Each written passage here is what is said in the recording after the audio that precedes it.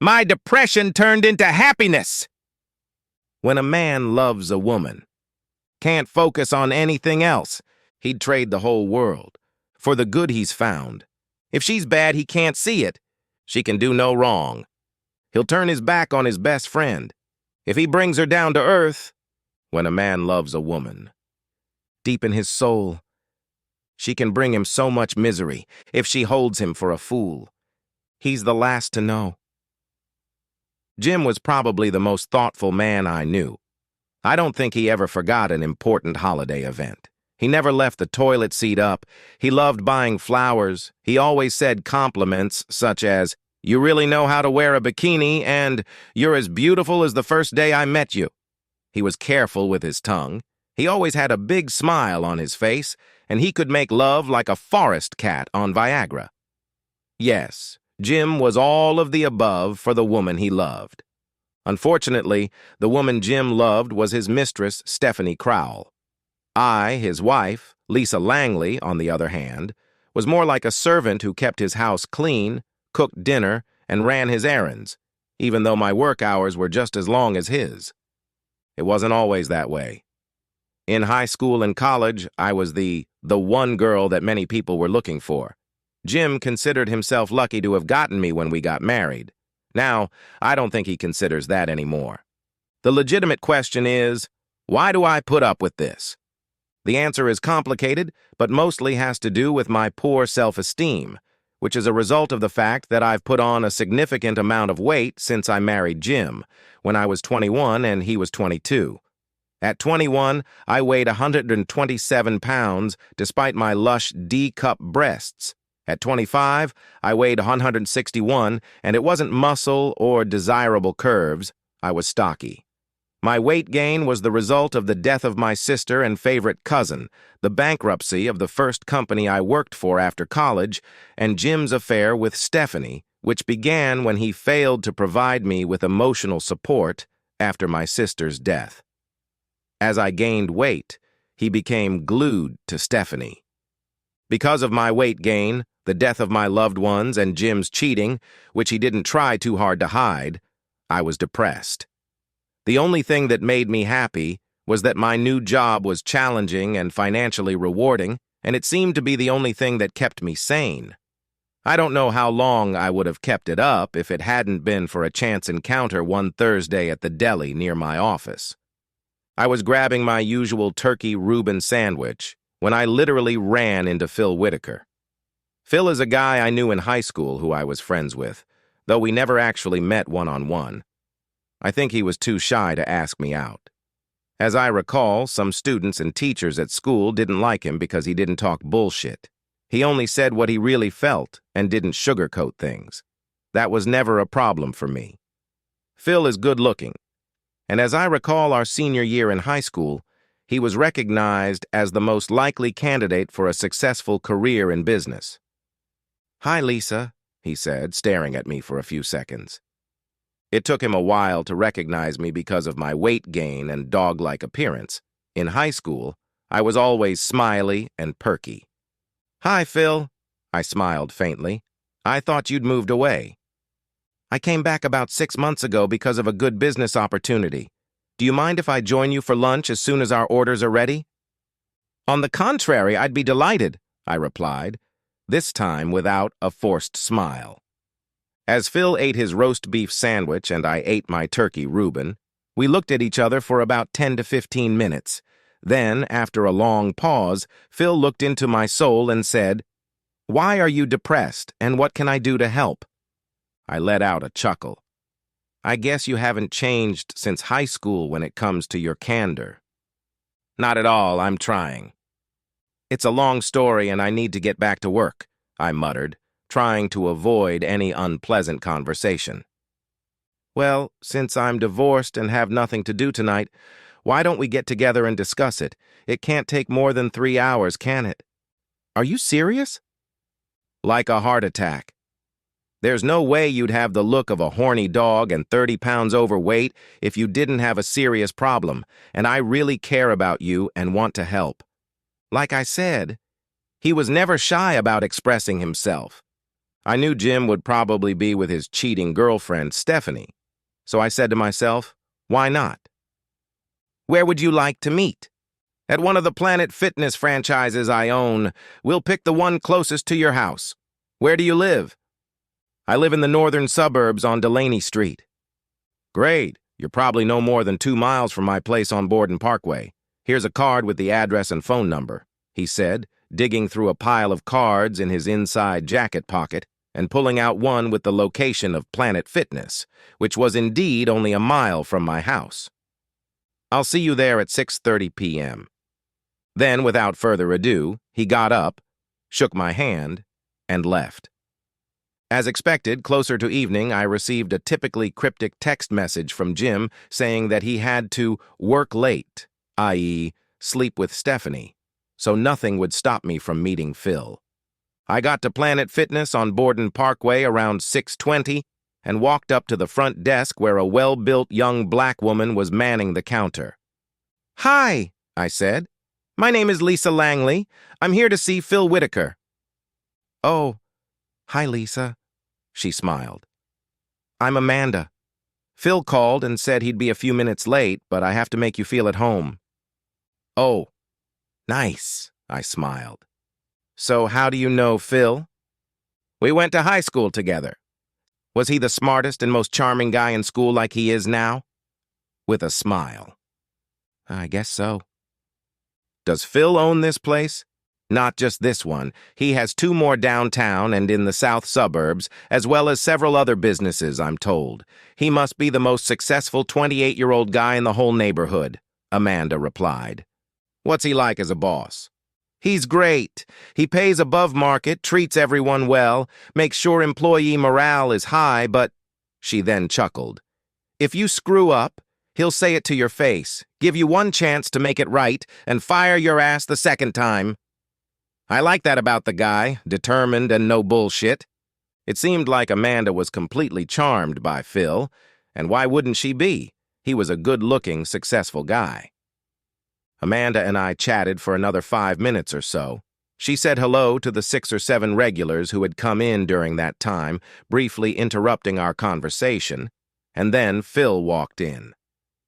Wide smiles appeared on the faces of Amanda and the other 2 female employees, who I guessed were the physical trainers. He greeted all 3 with his trademark smile and called them by their full names, and then greeted me. "Sorry I'm late." "No explanation needed," I cut him short. "Good. Then let's go to my office." He turned to Amanda and said, "Amanda, please don't let anyone interrupt us unless it's an emergency." "Understood, Phil." I got the feeling that Amanda didn't think I was a threat because of my 30-plus pounds of extra weight, so she smiled at me. We walked into Phil's office, which had glass walls so anyone could look in. I guess he wanted his staff to know that he wasn't having any illicit encounters. After handing me a bottle of Perrier and making sure I was comfortably seated, Phil got right down to business. "Okay, Lisa, come on." For some reason, perhaps because I knew I could trust Phil, and I hadn't been able to ease my soul in months, my whole sad story spilled out. After only 45 minutes, I retold my whole sorry story and cried quietly. He handed me a box of tissues. When I was done, he said, "I'm not a psychiatrist, but I know what you need. You need exercise. The endorphins produced by exercise will get rid of the malaise or depression, whatever it is, within a month. Once you're back to your normal weight, with more muscle, then you can make a rational decision about what to do next." "You, really, really think that?" I stuttered a little. "I know that. And to hell with your cheating husband. You set your practice times without regard for him. Besides, I suggest you figure out what it takes to get a divorce on the best terms possible, and you should also separate your finances immediately," Phil bellowed. I don't know," I started to reply. Phil didn't like my restraint. Gesturing for me to stay put, he picked up his cell phone and made a call. "Hi, Bert. Sorry to bother you at home, but I need you to help my friend. When can you see her, tomorrow or Saturday? I was a little shocked. After listening for a while, Phil turned to me and said, Bert is a financial genius and my financial manager. He could meet with you at 1 tomorrow or any other Saturday morning. His office is about a mile away. What's a good fit for you? Like an automaton? I replied. 1 p.m. tomorrow would be good. Great. Phil smiled. Then, talking on the phone, he said, Her name is Lisa Langley. She'll be there at 1 o'clock tomorrow afternoon. I'll tell her to bring along all the financial information she can. After Phil and Bert apparently exchanged some good-natured macho banter, culminating in Phil saying, I'll kick your ass at the handball game on Saturday if you're brave enough to show up, he cut the conversation short. Bert is a genius. He'll help separate your finances from Jim's and invest your money wisely. His first consultation is free, but after that you'll have to negotiate his fee. Once he presents his rates, tell him that if he doesn't give you a 50% discount, I'm going to kick his ass. Now let's talk about your private investigator. I'm not sure. I started, but Phil was unstoppable. Since I'm not going to charge you for the first 6 months of training, you'll have enough money to use the same detective I used to get everything I owed from a competitor and my cheating ex-wife. Now, here are the details. I didn't seem to have a chance to object to what he was dictating. He had obviously planned out my life for me. When he briefed me on my workouts for the next 6 months, and arranged to go with me to see a private investigator the following Monday, even though I was able to postpone it. I'm supposed to start fitness classes on Saturday and work out 5 days a week. He also gave me a sheet of nutritional information to improve my fitness and fight depression. When we were done, he took me indoors and introduced me to Simone and Gretchen, the trainers who would be working with me. Simone looked like a woman, an African chief, 6 feet of steely muscle, and Gretchen looked like a princess, an 18th century Viking warrior who was even taller and more muscular than Simone. I could tell from their handshakes that they could have crushed me without breaking a sweat. Walking away, I said, Thanks, Phil. I keep wondering if I'm really going to make it. Heck, you'll thrive, he smiled. I'll see you Saturday for your first practice. I'm not usually one to let someone dictate my life. However, at that moment, my life was miserable, and I had real confidence in Phil that he could get me back on track, so I decided to just go with the flow for 6 months and then reevaluate. Despite the hell Jim put me through, I felt like I might still love him, and I wasn't sure about the divorce, but I decided to see what the future held. Bert was very considerate and actually gave me a 50% discount. I met with a private investigator and she told me she would have a report within 3 to 8 weeks. Those 2 things went off without a hitch. The physical training didn't. Simone on Saturday and Gretchen on Sunday were brutal sadists who would have been great torturers had they lived during the Inquisition. They had smiles and encouraging words on their faces as they wore out my body during their 90-minute workouts both days. I probably would have burst into tears midway through Sunday's workout if Phil hadn't shown up, smiled at me, told me I was already looking better, and advised Gretchen to keep it up. After my body had been emptied 5 times in the first week, something had changed. I was in so much pain when I got home that after a quick dinner, whether Jim was there or not, I would fall into a deep sleep, a much better sleep than I'd had since my sister died. After the second week, my workouts didn't hurt so much anymore, and I was really encouraged when I saw that I had lost 8 pounds in just 2 weeks. After 3 weeks, I felt better than I had ever felt in a long time, and I was even more efficient than before. In addition, I was no longer dwelling on the unhappiness in my life and really started to believe that my depression would soon be a thing of the past. And there was no way I could bring myself to meet with a private investigator to get a full report, because once I had ironclad proof of Jim's infidelity, I would have to make a decision. I begged Phil to give me a few more weeks, and he agreed, as he seemed very pleased with my physical progress. Over the next 4 weeks, I lost another 14 pounds and felt more energetic than I had ever felt in my life. I had lost 139 pounds and, according to Gretchen, would be able to get back to 130 within 5 or 6 weeks. She said I couldn't lose weight below that level because I have more muscle now than when I weighed 127. This new sense of inner energy really brought with it a problem. I was starting to get horny, and I was starting to lust after Phil. Fortunately, by adding yoga to my strength and fitness training, I was able to get my thoughts under control. When I finally met with the detective and Phil at his insistence for her report 2 months later, she had some very interesting information. Her name is Samantha Price, but she insisted on being called Sam. "Okay, Sam, what have you got?" Phil and I asked at the same time.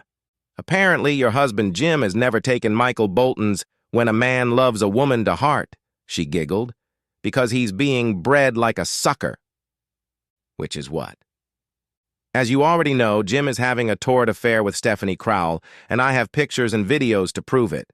What you don't know is that she's actually cheating on him, cleverly deceiving him in ways that Jim has no idea about. Obviously, Jim is convinced that Stephanie loves him and will eventually agree to marry him. However, he's unwilling to leave you and divorce you until she's ready to do so, and she slows him down by telling him that she's technically still married to a guy she says is named Alan Crowell. No such guy exists, and she's not married, but she does have a love affair and accessory to crime with a guy named Warren Bates.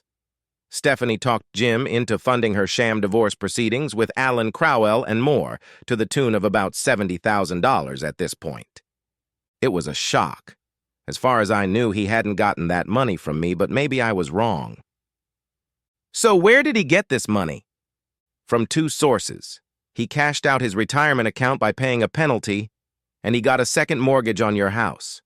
Here's a copy of the paperwork. I suspect your signature is forged. Sam slid the papers over to Phil and me. I probably would have cried when I saw my forged signature, which was supposedly notarized, but Phil's scolding brought me out of it. "That asshole!" he growled. "What I've told you so far is mostly the bad part," Sam said. "Now the good part, and why I mentioned the Michael Bolton song. As the song goes, she's bad, but he can't see that, and he's really pissed off at his good friend who warned him about Stephanie and told him to check if she was playing with him." "Who are we talking about?" I asked. "Do you know Will Lamson?" I wondered why I hadn't heard of Will or seen him in the last couple months. He used to come over a lot and was friends with Jim. Now Stephanie's plan is to take another $50,000 or so from him while she and Bates work on another bank scam. Then she and Warren Bates are going to run off, Sam continued. So how does she intend to get another $50,000? On the latest audio recording of their conversation that we have, Jim seems a little reluctant to agree to it. But I'm sure with better lovemaking, she can get him to fake a loan request or somehow use the savings and jewelry in the safe, Sam continued. Luckily, Bert has already completely divided our finances, and I've already transferred everything from our joint safe to one of my own safes at another bank that Jim doesn't know about. So without outright fraud, Jim can't pull this off. However, his actions have shown that he is capable of any kind of fraud. Then a big smile appeared on Sam's face. So, as the song goes, to paraphrase, she's going to bring him a lot of misery because she's holding him for a fool, and he'll be the last to know. So what do I do? Phil has taken charge. Bring this information to Jim's attention. Tell him that if he doesn't rectify the situation immediately, you will arrest him and those who helped him forge the second mortgage for fraud. Then, see how he reacts. Sam added, I like that idea. My uncle Fred Morton is a detective in the fraud division of the police department who I can ask to help if it comes to that. I wasn't quite sure if I was ready for a confrontation. I'd been avoiding it for almost 2 years. But then Phil said, let me take you out to dinner and we can talk about it. Phil did indeed take me out to dinner at a nice restaurant. He was a perfect gentleman, except for one thing. He wouldn't let me order and ordered my food himself. I started to protest, but he said, You're making good progress and I don't want to see any backsliding. I consider it my personal mission to get you to 130 within 6 weeks. The fire in his eyes when he said this made me believe that Phil wasn't just helping me out of the goodness of his heart, that maybe he had a personal interest in me. I shuddered in anticipation when I thought about it, and then put it out of my mind. During dinner and on the way to my car, Phil convinced me to meet Jim quickly. He offered to accompany me, but I declined. I told him I needed a few days to get my act together, but I would do it. Friday night, when it was unusual for Jim to be home, we were finishing dinner. I told him, "We need to talk tomorrow morning." "I can't," he said as he stuffed his mouth with the last piece of pork chop. "I need to be gone at least from 9 a.m. to 3 p.m. "Stephanie can wait," I growled, revealing to him for the first time that I knew his lover's name. "You either hear me out at 9 tomorrow morning at this desk, or I'll call Detective Morton from the fraud squad." I don't think I've ever seen anyone's face turn completely colorless before. He swallowed the rest of his food, or he might have choked. I could have talked to him tonight, but I wanted him to sleep badly at night. "About what? What are you're talking about?" he stammered, unable to form a sensible sentence. "Also, clear the table and put the dishes in the dishwasher. I had a hard workout this afternoon and I'm too tired. Finally, you'll be sleeping in the guest room tonight," I giggled.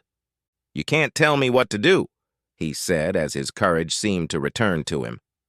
"I just pointed it out to you, asshole, and unless you want our conversation tomorrow to go off the rails, you're going to do as told," I snarled, looking down at him.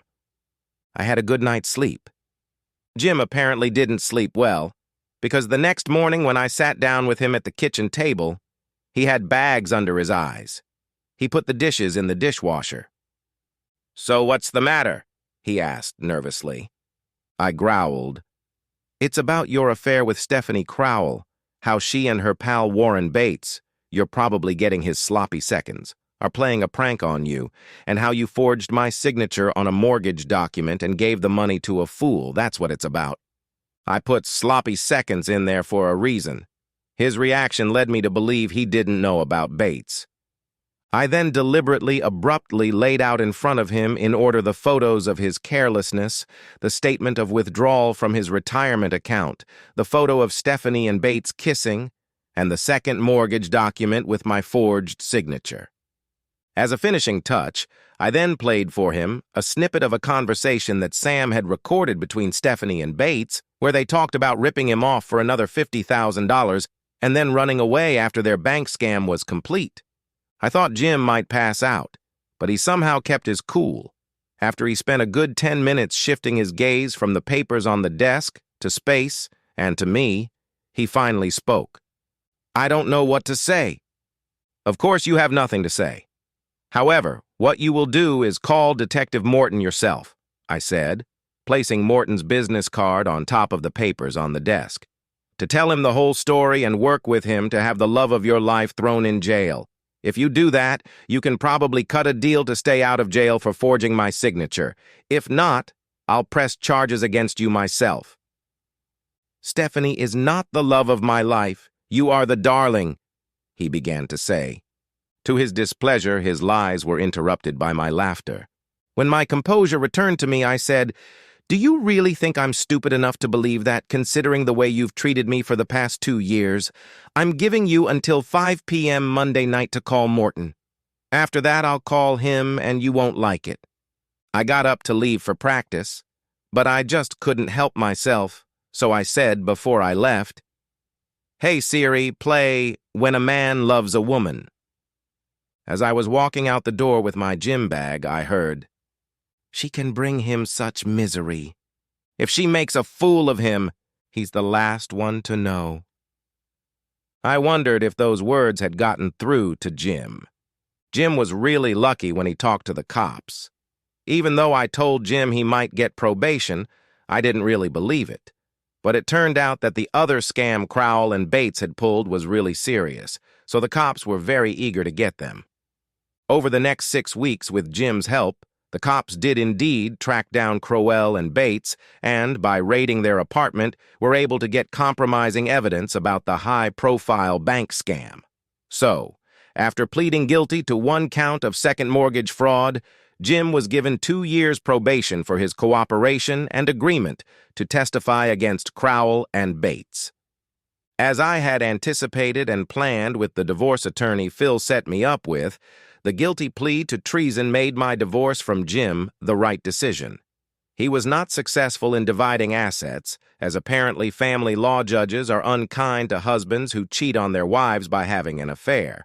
All of the money Jim received from our breakup was used to pay off the fraudulent second mortgage, and the approximately $10,000 he was short of was able to be covered by the prosecutor with some of the money seized from Crowell and Bates.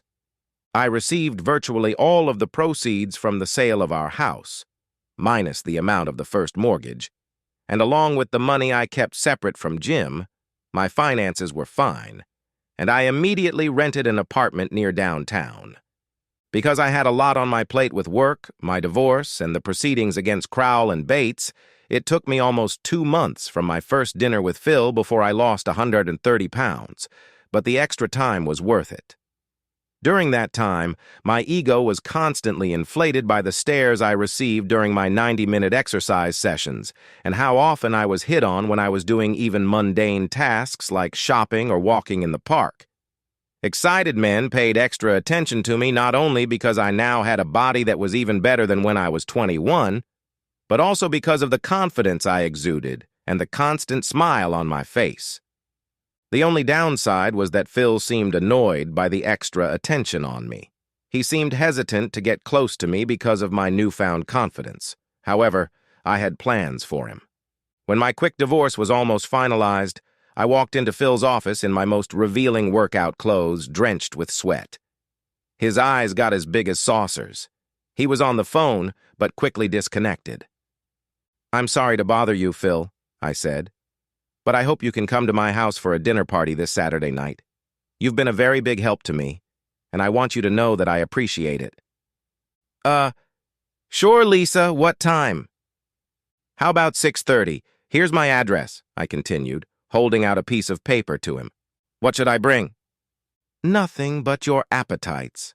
I smiled as I walked out, wondering if he would understand the plural of appetites. Phil seemed surprised that he was the only guest at the dinner party. He seemed even more surprised when he couldn't smell the odor of the food being prepared. I don't know if it was surprise or lust on his face when he saw my skimpy outfit. After a casual greeting, I asked him to sit next to me on the couch in my living room. "When are the other guests coming?" "You are my only guest," I smiled. "However, before the evening continues, I need to talk to you about something." "Okay," he answered cautiously. "Why have you been so good to me for the past 7 months? Why did you help me completely change my life? Did you expect my depression to turn into happiness?" I quickly asked these questions and a few others without giving him a chance to answer. When all Phil could do was open and close his mouth without uttering a word like a discarded fish, I picked up my high school yearbook from the coffee table and read the note he'd written in it our senior year. "To the best girl in Redmond High School, good luck in the future, tenderly Phil." Then I looked him in the eye and asked, "Is it because you had a crush on me in high school and were too shy to ask me out, and you were hoping that if you helped me out, you could get a second try?" He imitated catching fish for a few more seconds before I put him out of his misery. "If that was your plan, Phil, it worked." I stood up and took off my sundress, the only article of clothing not counting my 4-inch heels that I was wearing. After about the 4th kiss, he seemed to come out of his trance. "Where's your bedroom?" he growled. "At the top of the stairs, first door on the left," I murmured, before capturing another kiss on his lips. With a strength no doubt fueled by adrenaline and testosterone, he stood up with me in his arms and carried me up the stairs while I covered his face and neck with kisses. When he got me to the bed, he threw me on it, and after a few seconds, he took off his pants and shirt. After that, we made tender love. I had plenty of treats for Phil that weekend. Sunday morning was the most dramatic for me. I had never tried it before, but since I was now very fit and flexible, like him, and I wanted to give him something different. Since he was so good to me, I gave him my surprise. "Okay, Lisa, spill it. What does this weekend mean?" I smiled as flirty a smile as I could and said, "Since you're my savior, I'm yours, and I'm willing to do whatever you want with you. What if I just want to make love to you every weekend?" "Then that's what we'll do. Like I said, I'm yours. You can do whatever you want with me." "What if I want you to get pregnant? Then I'll stop giving you my shots." "What if I want you barefoot in the winter and pregnant in the summer? Then I'll save money on winter shoes, but I'll have to buy a lot of maternity clothes." "What if I want to marry you? Then I would have to love and cherish you until death do us part." He stared at me for a good 2 minutes with an evil smirk on his face. Then he pinch'd me and said, "You know you've got me wrapped around your finger, don't you?" I smiled. "Maybe around something more interesting than a finger, but yeah, I hope so." Next, we made love in the kitchen. Those sessions at the kitchen table were 6 years ago. Phil and I have discovered that we are as compatible outside the bedroom as we are in it. Tomorrow, we're taking our 4-year-old son and 3-year-old daughter to the zoo for the first time, and Phil and I, extremely happy in our wedded bliss, seem even more excited than the kids. I'm certainly glad that the mistress, who was the love of Jim's life, to paraphrase Michael Bolton, brought him so much misery, made a fool of him, and he was the last to know. But most importantly, she left me free to be with Phil. The end.